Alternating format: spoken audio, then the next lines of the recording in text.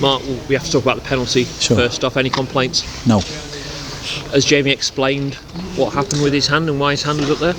Yes and no. I think he felt he got a little bit of a nudge. I suppose his hand was in an unnatural position, but my frustration wasn't so much that, it was the fact that how slow we were getting out to stop the cross. We know what Shrewsbury's game plan is, what it looked like. If it wasn't obvious, they even told us that on the side when the game broke down. So it was the fact, I think Ben and Charles cross over when they don't need to, and then we kind of get out, but we don't get out. So it's at least putting the six under a little bit more pressure when it was too easy to put the ball in. They're a big, powerful side. They're always going to cause us problems, but it was a penalty. There's no complaints. How frustrating was that after the start your side had made as well? Yeah, I thought the first goal was going to be key.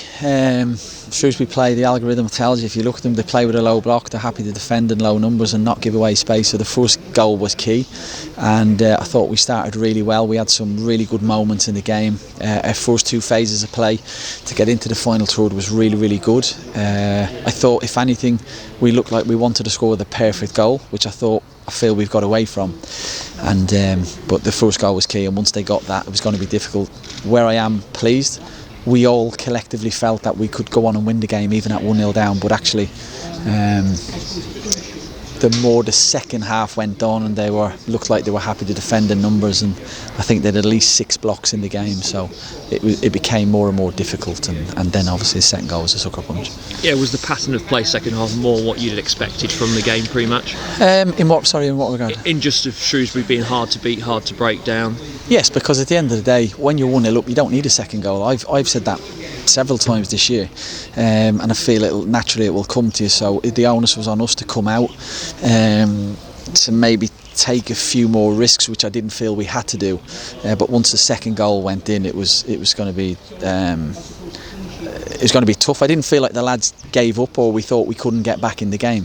It was just always going to be difficult to come here and score 3 goals against a team that are very big, very strong, very powerful, defend cross as well, and don't give up much space. So, and credit to them, good luck to them, they got their win today. Paddy O'Connor picked up a bit of a knock in the first half. He was struggling towards the end. How is he? He's sore, he's okay. I think he's got a dead leg. He deserves a huge amount of credit because I thought he did well today, but mobility wise and physically he really struggled, and he got a knock really, really early, a pretty bad knock. So that says a lot about Paddy and how well he's done for us this year. I hope he's okay. He's a dead leg. Look, we'd Adam this year, who was out for 5 weeks with a dead leg, and the severity of that can determine how long, but hopefully he'll be okay. And Tom Hopper, was that just a cut? Yeah, he's got a nasty cut on his eye.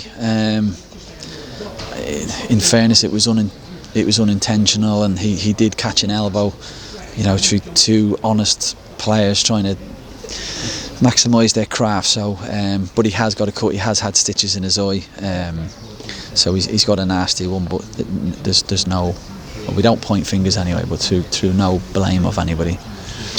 One player was missing today, Ted Bishop. Obviously, you've had a bit of a spell in the trophy game. Has he had a bit of a setback or not? Yes, it's very, very minor, and my frustration today was when we started training on Monday, we thought we've got a number of people we can really, really call on, and the longer the week went on, we had very little options in terms of doing certain things. We've got good young players on the bench, but we probably lacked the ability to change the game today. So apologies, Rob. To answer your question, he's got a very, very, very minor injury, which shouldn't keep him out for too long, but he had been training, so it is a little bit of a setback. So a week to go until the next game against Wycombe. It could see a much stronger team in terms of what you've got to choose from. Well, Danny will be available for sure. Hopefully we should have Adam back in contention as well. I think Teddy, Tash, Jordan maybe a little bit longer without jumping the gun. We'll know more during the week. But today's performance has given me a lot of... It wasn't like Cambridge, which was an academy 73% possession, nothing performance.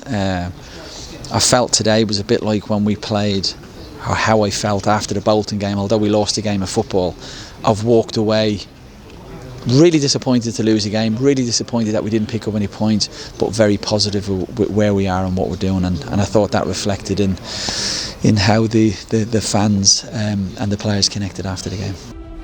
You never forget your first love. So whilst you get behind your national team this winter, remember your club. As EFL football continues throughout November and December, if you can, be there. And if you can't, stream it live. As you cheer on your nation, never forget your first love.